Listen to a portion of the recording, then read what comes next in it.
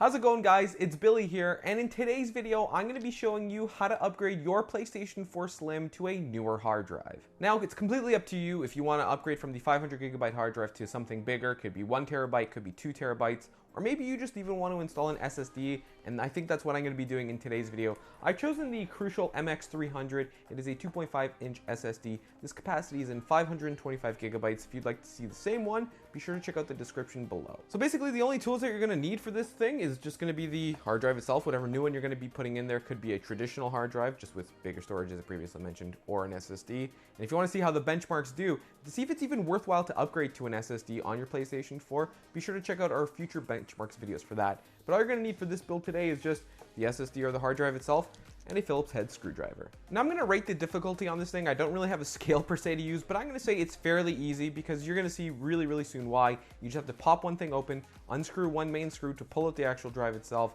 take out 4 screws to remove the old drive, put in the new drive with the same orientation, put it back in with the 4 screws attached, screw in back that main screw, and put back that panel. Probably the only tricky part that is going to be is afterwards, and I'm going to show you guys how to do that too, where you have to put a USB inside with the latest system update in order to properly reformat your PlayStation 4. Now, of course, before you do all of this, I'm going to show you guys how to back up the current information on your PlayStation 4, so you want to transfer it to your old one. If you already have PlayStation Plus, you can actually automatically do that all to the cloud. That's one of the features, but if you don't, I'm going to show you how to do it via USB key.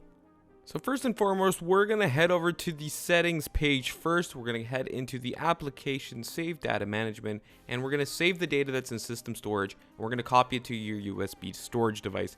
Now you guys got to make sure that the USB storage device, could be a USB key, could be, doesn't matter really what it is, but it has to be USB, is formatted to FAT32. That's the format that the PlayStation is able to actually read.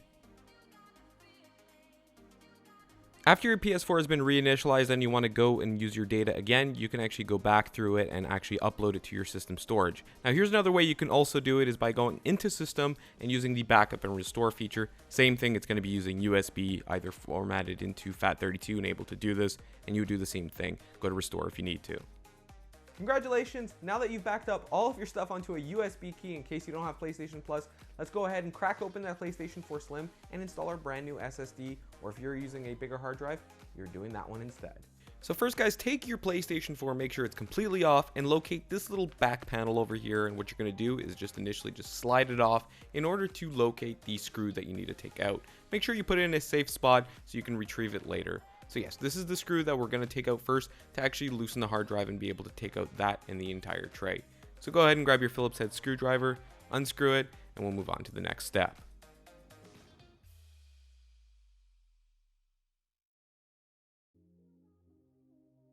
So once you're done unscrewing that little screw over there, make sure you keep it in a special area that you're not going to forget about it, because you will need it once again to put the hard drive back into the spot.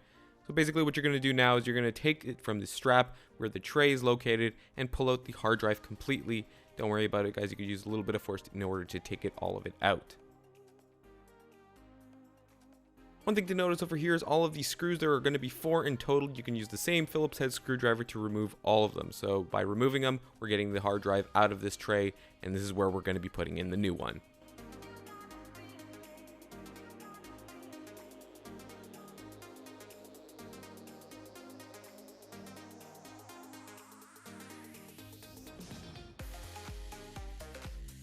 After you've successfully removed your hard drive, make sure to grab your brand new one, whether it be an SSD or 1TB, 2TB, whatever it is, and make sure to line it up in this orientation as such, so when we put it back in, it will indeed read the drive. One thing to note here though is if your drive is a little bit thinner than what the tray actually is, you have to just slightly line it up so you can put the screws back in through the holes again. I had to kind of lift mine up just a little bit just to be able to make sure it's aligned. I did it with my hands first, just made sure all 4 were in, and then I tightened it all in with the screwdriver.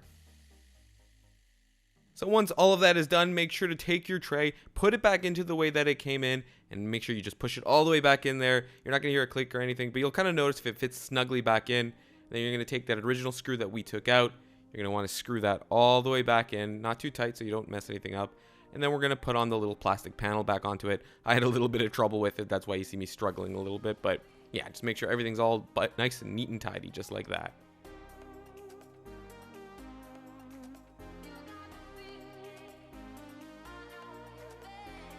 So now you're going to go ahead to the PS4 system software update. Don't hit that download update button. Click this little one instead, and it'll take you down towards the page. And you want to download this version here. It's going to be around 900 or 800 megs compared to 300. Now what you want to do is going to create a new folder called PS4 on your FAT32 formatted drive.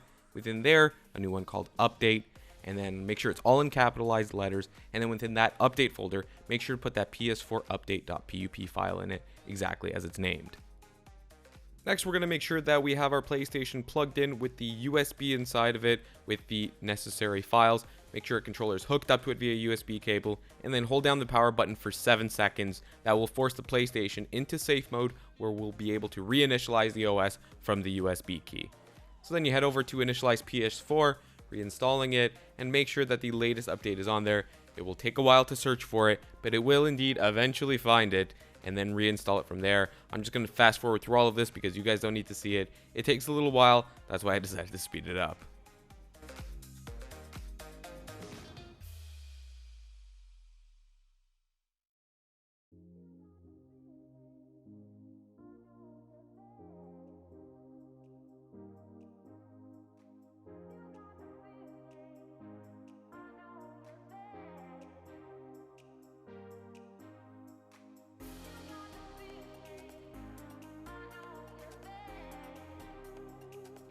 And if everything is done successfully, you'll be welcomed back into your PlayStation 4 with all of the goodies that it once was. You'll have to reset everything, of course, re-putting back your options for your internet, etc., your time zones, re-sign into PlayStation Plus.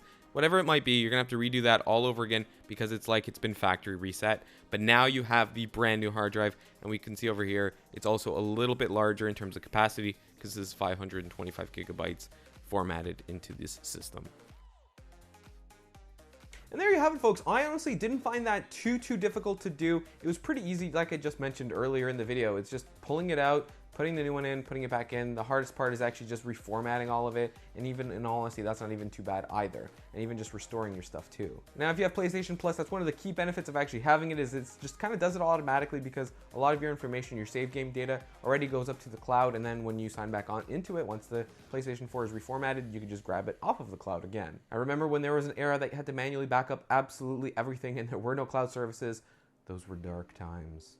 Either way though, guys, I hope you found this guide really easy to use, and hopefully we'll be doing future things just like it. Now, if you guys are upgrading your PlayStation 4 or your PlayStation 4 Slim with either an SSD or bigger storage, be sure to let me know in the comment section below which one you chose, the size you chose, and why. And of course, all of the links will be in the description below for the PlayStation 4 Slim itself and the particular hard drive that we used. But if you guys would like to know in the future what kind of benchmarks this thing does, how much it improves your times, be sure to be subscribed so you don't miss out on that future video. Anyway, that's going to do it for today's video, guys. Thank you very much for watching, and I'll catch you guys in the next one. See you later.